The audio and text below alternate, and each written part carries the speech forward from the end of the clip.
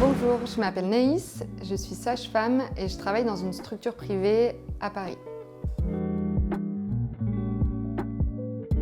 Alors le meilleur conseil que j'ai reçu, c'est quand j'étais étudiante sage-femme. Et en fait, je me souviens, c'est une vieille sage-femme qui m'a dit « Tu verras, on a toute une manière différente de fonctionner. Et toi, ce qu'il faut, c'est que tu prennes de chacune de nous celle qui te convient le mieux, du coup que tu l'arranges à ta sauce. Ne fais pas comme les autres, fais mieux et puis sois toi, quoi. »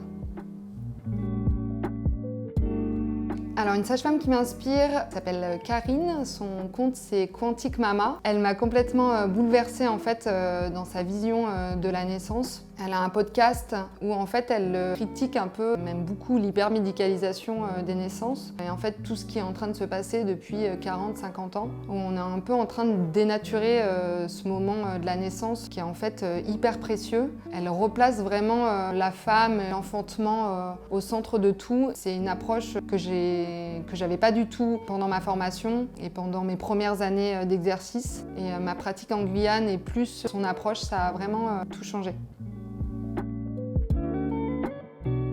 Avoir beaucoup de stylos, parce qu'on se les fait tout le temps piquer. Je sais pas. Non, ouais, j'ai pas d'outils particuliers. Il faut juste avoir pas mal de stylos, un bon marqueur, des crocs, parce que sinon on pue des pieds. Et voilà, c'est tout. J'ai besoin de rien d'autre.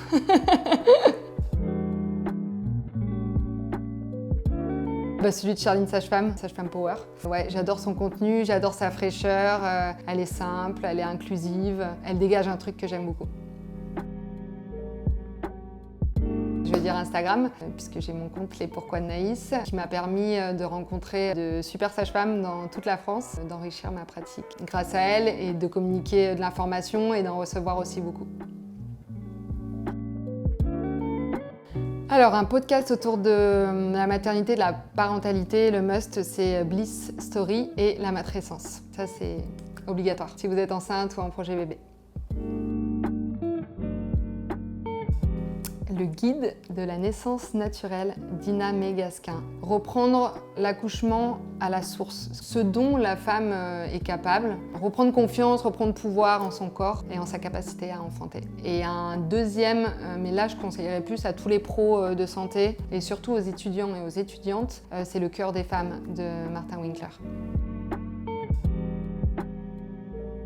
Ce serait de s'ouvrir sur d'autres horizons. Je m'explique, il y a un peu le formatage qu'on a eu à l'école, qui est du coup avec beaucoup de procédures, qui peut aussi entraîner l'hypermédicalisation. Du coup, ne pas hésiter à voir comment ça se passe ailleurs, surtout dans les pays du Nord, voire chez nos voisins anglais. Les femmes peuvent accoucher à domicile, elles accouchent très bien. Les chiffres, ils sont très encourageants. J'espère qu'on se dirigera vers ça dans quelques années.